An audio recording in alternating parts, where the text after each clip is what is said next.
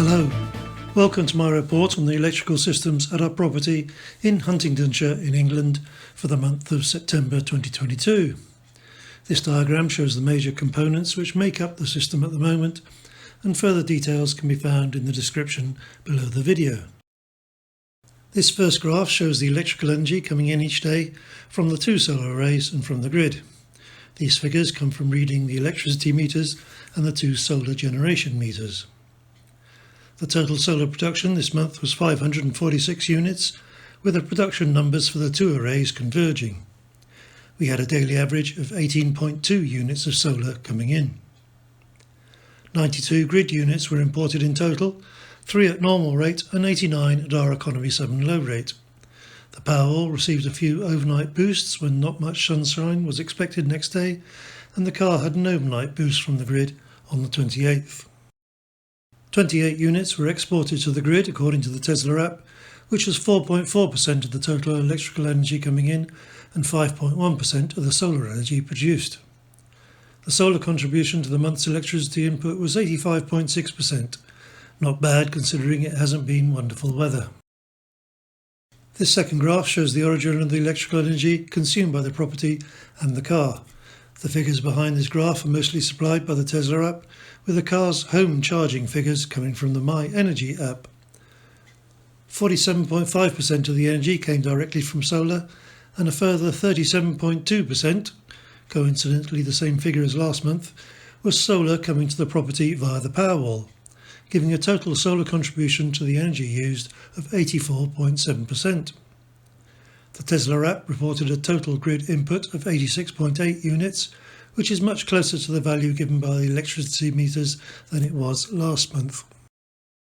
About 72 of the solar units went into the car via the zappi charger, and the car was given 25.2 grid units, leading to a cost per mile of just over 1 new penny, though they're no longer very new.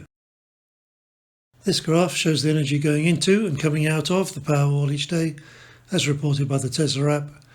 89.4% of the energy that went in during the month came back out, much as expected.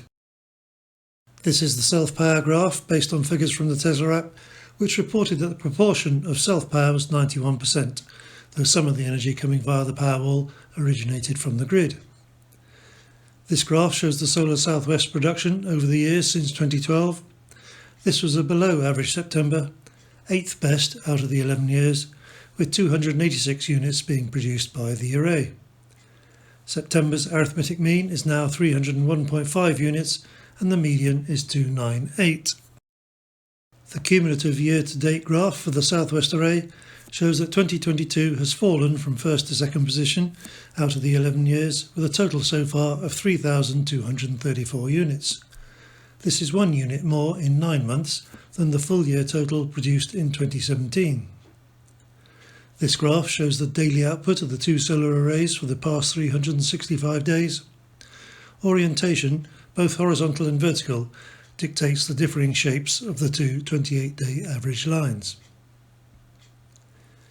Here's the distribution of the energy input for the past 365 days as we head towards the grey part of the year. And this graph shows the daily solar production for that same period. This one reminds me how variable that can be from one day to the next, even in midsummer. And finally, here's the graph showing a summary of our grid electricity usage since we moved here in the summer of 2011. The grey and red lines show the number of normal rate and low rate grid units used each month as measured on the left-hand scale. The monthly electricity bill is shown by the yellow line and the right-hand scale, and the green line shows the monthly contribution to the feed-in tariff payments which we get for the old Southwest Array's production. That's all for this month. I'll leave you with the Tesla app's energy graphs for each day of September, and I hope to see you again in a month's time.